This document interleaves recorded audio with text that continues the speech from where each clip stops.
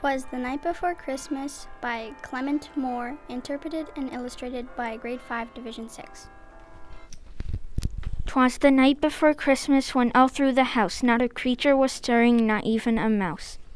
The stockings were hung by the chimney with care in hopes that St. Nicholas soon would be there. The children were nestled all snug in their beds, while visions of sugar plums danced in their heads. And Mama in her kerchief and I, my cap, had settled our brains for a long winter's nap. When out on the lawn there arose such a clatter, I sprang from the bed to see what was the matter. Away to the window I flew like a flash, tore open the shutters and threw up the sash. The moon on the breast of the new fallen snow gave the luster of midday to objects below.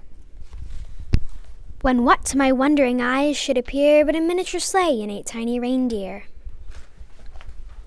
With a little old driver so lively and quick, I knew in a moment it must be St. Nick. More rapid than eagles, his courser they came, and whistled and shouted and called them by name. Now that's sure, now then sir, not Preston and Vixen, on Comet, on Cupid, and Donner and Brixen. To the top of the porch, to the top of the wall, now dash away, dash away, dash away all. As dry leaves that before the wild hurricane fly, when they meet with an obstacle mount to the sky. So up the housetop the coursers they flew, with a sleigh full of toys they seek Nicholas too. And then in a twinkling I heard on the roof the prancing and pawing of each little hoof. As I sat in my head and was turning around, down the chimney St. Nicholas came with a bound. He was dressed all in fur from his head to his foot, and his clothes were all tarnished with ashes and soot. A bundle of toys he had put on his back, and he looked like a peddler just opening his pack.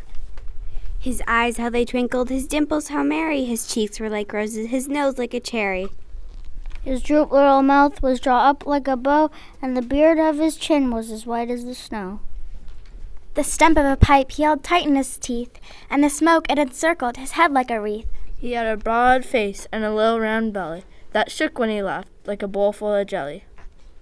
He was chubby and plump but jolly enough, and I laughed when I saw him in spite of myself. A wink of his eye and a twist of his head soon gave me to know I had nothing to dread.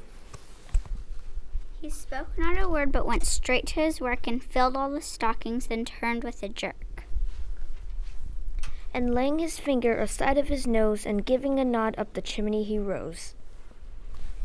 He sprang to his sleigh, to his team gave a whistle, and away they all flew like a down of a thistle. But I heard him exclaim ere he drove out of sight, Happy Christmas to